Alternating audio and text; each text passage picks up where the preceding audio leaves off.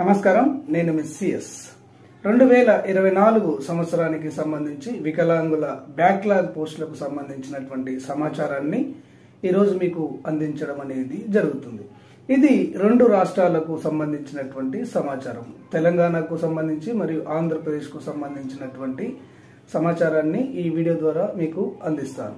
అయితే ఇక్కడ మీరు ఒకటి గుర్తుపెట్టుకోవాలి, రెండు రాష్ట్రాల్లో కూడా ఈ బ్యాక్లాగ్ పోస్టులకు సంబంధించినటువంటి భర్తీ ప్రక్రియకు సంబంధించినటువంటి విధి విధానాలు అనేవి ఆల్మోస్ట్ ఒకే మాదిరిగా ఉంటాయి. ఇది మీరు గమనించండి.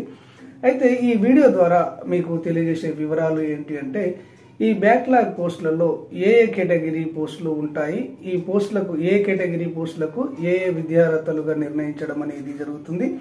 ఆ తర్వాత ఈ పోస్టులకు దరఖాస్తు చేసుకునే సమయంలో తప్పనిసరిగా జత చేయవలసినటువంటి సర్టిఫికేట్స్ ఏంటి, ఆ తర్వాత ఈ పోస్టులకు సెలక్షన్ ప్రాసెస్ ఏ విధంగా జరుగుతుంది అన్న పూర్తి వివరాలను మీకు ఈరోజు ఈ వీడియో ద్వారా అందించడం అనేది జరుగుతుంది. ముందుగా మీకు తెలంగాణ విషయానికి సంబంధించినటువంటి సమాచారాన్ని అందిస్తాను. తెలంగాణలో గత 10 సంవత్సరాలుగా ఈ బ్యాక్లాగ్ పోస్టుల భర్తీ ప్రక్రియ అనేది నిలిచిపోయింది. 1-2 జిల్లాల్లో, అటు నల్గొండ కానివ్వండి, వరంగల్ కానివ్వండి, నోటిఫికేషన్లు ఇచ్చినా గానీ వాటిని రద్దు చేయడం అనేది జరిగింది. అయితే తెలంగాణలో కొత్తగా ఏర్పాటైనటువంటి ప్రభుత్వం మాత్రము వికలాంగుల బ్యాక్లాగ్ పోస్టులను ప్రతి సంవత్సరం కూడా పకడ్బందీగా భర్తీ చేస్తామని హామీ ఇవ్వడం అనేది జరిగింది.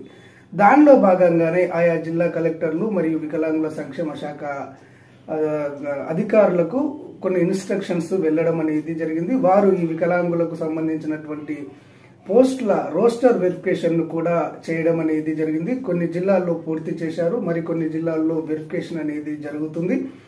ఇక్కడ మనకు మార్చి తర్వాత అన్ని జిల్లాల్లో కూడా ఈ వికలాంగుల పోస్టులకు సంబంధించినటువంటి భర్తీ ప్రక్రియ ప్రారంభమవుతుంది. నోటిఫికేషన్లు రావడం అనేది జరుగుతుంది. ఓకే, ఇది తెలంగాణ సమాచారం. ఇక ఆంధ్రప్రదేశ్కు సంబంధించి, ఆంధ్రప్రదేశ్లో మాత్రము గత సంవత్సరం ఆల్మోస్ట్ అన్ని జిల్లాల్లో కూడా నోటిఫికేషన్లు రావడం అనేది జరిగింది. ఈ 2024 సంవత్సరానికి సంబంధించినటువంటి నోటిఫికేషన్లు కూడా మార్చి తర్వాత వచ్చే అవకాశం అనేది ఉంది. ఈ 2022-23 సంవత్సరానికి సంబంధించినటువంటి బ్యాక్లాగ్ పోస్టుల మెరిట్ లిస్టులను కూడా ఆయా జిల్లా కలెక్టర్ కార్యాలయాల వారు డిస్ప్లే చేయడం అనేది జరిగింది. లేటెస్ట్ గా మనకు నెల్లూరు జిల్లాకు సంబంధించినటువంటి మెరిట్ లిస్టును వారు ప్రకటించడం అనేది జరిగింది. ఈ నెల 19వ తారీఖు వరకు ఆబ్జెక్షన్లు స్వీకరించడం అనేది జరుగుతుంది. గత నెలలో అంటే 2023 చివరి నెలలో మనకు ఇక్కడ అనంతపురం జిల్లా మరియు విజయనగరం జిల్లాకు సంబంధించినటువంటి మెరిట్ లిస్టులను కూడా ఆయా జిల్లా కలెక్టర్ కార్యాలయాల వారు ప్రకటించారు. వాటిని మీరు చూసుకోండి. ఇది మనకు ఆంధ్రప్రదేశ్కు సంబంధించినటువంటి సమాచారం. ఇక రెండు రాష్ట్రాలకు సంబంధించినటువంటి విధి విధానాల ప్రక్రియ ఏంటి అనేది మీకు తెలియజేస్తాను. ఇక్కడ ఈ వికలాంగుల బ్యాక్లాగ్ పోస్టులకు సంబంధించి 2 కేటగిరీల పోస్టులను భర్తీ చేయడం అనేది జరుగుతుంది. ఒకటి నాన్ డిఎస్సి పోస్టులు, రెండవది డిఎస్సి పోస్టులు. నాన్ డిఎస్సి పోస్టులు అంటే ఇక్కడ వాచ్మెన్ కానివ్వండి, కుక్ కానివ్వండి, కామాటి కానివ్వండి, స్కావెంజర్ కానివ్వండి, పిహెచ్ లేబర్ కానివ్వండి, ఈ విధమైనటువంటి అటెండర్ పోస్టు కానివ్వండి, వీటన్నిటిని కూడా నాన్ డిఎస్సి పోస్టులని అంటారు. ఇక డిఎస్సి పోస్టుల వివరాల్లోకి వెళ్తే ఇక్కడ జూనియర్ అసిస్టెంట్ పోస్టులు కానివ్వండి, రికార్డ్ అసిస్టెంట్ పోస్టులు కానివ్వండి, లైబ్రేరియన్ పోస్టులు కానివ్వండి, వీటిని డిఎస్సి పోస్టులు అని అంటారు. ఇక నాన్ డిఎస్సి పోస్టులకు విద్యార్హతలు ఏంటి అంటే, ఇక్కడ 5వ తరగతి ఉత్తీర్ణతతో కొన్ని పోస్టులను భర్తీ చేయడం అనేది జరుగుతుంది. 7వ తరగతి ఉత్తీర్ణతతో కొన్ని పోస్టులను భర్తీ చేయడం అనేది జరుగుతుంది. వొకేషనల్ కోర్సులతోటి కొన్ని పోస్టులను భర్తీ చేయడం అనేది జరుగుతుంది. ఇక డిఎస్సి పోస్టుల విషయానికి వస్తే వీటికి ఖచ్చితంగా డిగ్రీ ఉత్తీర్ణతతోని భర్తీ చేయడం అనేది జరుగుతుంది. ఓకే, ఇది గుర్తుపెట్టుకోండి.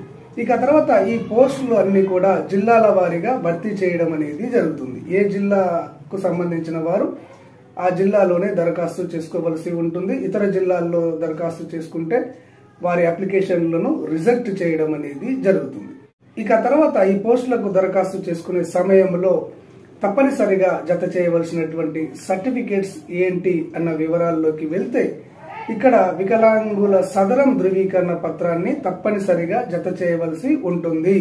మాన్యువల్ సర్టిఫికేట్ ను జత చేసినట్లయితే వారి అప్లికేషన్ రిజెక్ట్ కావడం అనేది జరుగుతుంది. ఆ తర్వాత పుట్టిన తేదీ సర్టిఫికేట్ ను తప్పనిసరిగా జత చేయాలి. అంటే ఇక్కడ స్టడీ కండక్ట్ కానివ్వండి, 5వ తరగతి మార్కుల మెమో కానివ్వండి, 7వ తరగతి మార్కుల మెమో కానివ్వండి, 10th క్లాస్ మెమో కానివ్వండి, ఈ విధంగా ఏ స్టడీ సర్టిఫికేట్ అయినా కానీ దానిపైన డేట్ ఆఫ్ బర్త్ ఉన్నట్టయితే దానిని మీరు సబ్మిట్ చేస్తే సరిపోతుంది. ఇక తర్వాత మీరు ఎంప్లాయ్మెంట్ సీనియారిటీకి సంబంధించినటువంటి ఎంప్లాయ్మెంట్ కార్డును కూడా తప్పనిసరిగా జత చేయవలసి ఉంటుంది.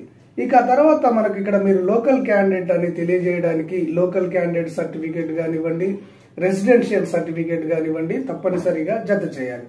లేదా మనకు ఇక్కడ 4వ తరగతి నుంచి 10వ తరగతి వరకు స్టడీ కండక్ట్ సర్టిఫికేట్ ను తప్పనిసరిగా జత చేయవలసి ఉంటుంది. ఇక్కడ ఉత్తీర్ణతకు సంబంధించి మీరు 5వ తరగతి ఉత్తీర్ణత దరఖాస్తు చేసుకున్నట్లయితే దానికి సంబంధించినటువంటి క్వాలిఫికేషన్ సర్టిఫికేట్, 7వ తరగతి ఉత్తీర్ణతతో మీరు దరఖాస్తు చేసుకోదలుచుకుంటే దానికి సంబంధించినటువంటి ఉత్తీర్ణత సర్టిఫికేట్, ఈ విధంగా క్వాలిఫికేషన్ కు సంబంధించినటువంటి సర్టిఫికేట్లను తప్పనిసరిగా జత చేయవలసి ఉంటుంది. ఇక డిఎస్సి పోస్టులకైతే మాత్రము తప్పనిసరిగా డిగ్రీ మార్కుల మెమోను మీరు ఖచ్చితంగా జత చేయవలసి ఉంటుంది. ఇవి మ్యాండేటరీగా మీరు తప్పనిసరిగా జత చేయాలి. లేనట్లయితే మీ అప్లికేషన్ అనేది రిజెక్ట్ అవుతుంది. ఇక తర్వాత సెలక్షన్ ప్రాసెస్ ఏ విధంగా జరుగుతుంది అంటే ఇది బాగా గుర్తుపెట్టుకోండి. ఇక్కడ 2 రాష్ట్రాల్లో కూడా ఈ సెలక్షన్ ప్రాసెస్ అనేది ఒకే మాదిరిగా ఉంటుంది. ఇక్కడ ముందుగా డిజబిలిటీకి ప్రాధాన్యతను ఇవ్వడం అనేది జరుగుతుంది. అంటే ఎవరికి ఎక్కువ వైకల్యం ఉంటే వారికి ప్రాధాన్యత ఇవ్వడం అనేది జరుగుతుంది. ఆ తర్వాత వయస్సుకు 2వ ప్రాధాన్యతను ఇవ్వడం అనేది జరుగుతుంది. అంటే ఎవరికి ఎక్కువ వయసు ఉంటే వారికి ప్రాధాన్యతను ఇవ్వడం అనేది జరుగుతుంది.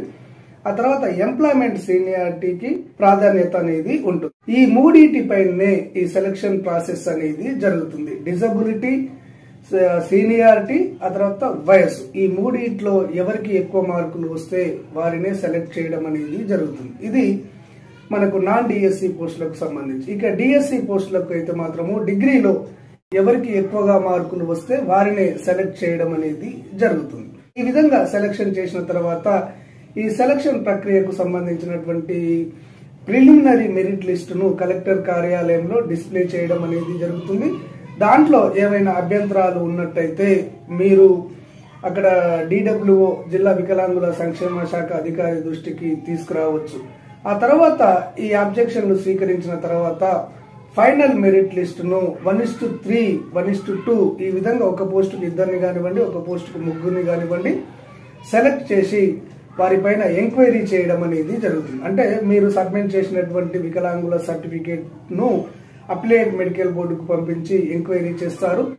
ఆ తర్వాత మీరు సబ్మిట్ చేసినటువంటి మార్కుల మెమోను, ఎంప్లాయ్మెంట్ సీనియారిటీని ఆయా కార్యాలయాలకు పంపించి వెరిఫికేషన్ చేయడం అనేది జరుగుతుంది.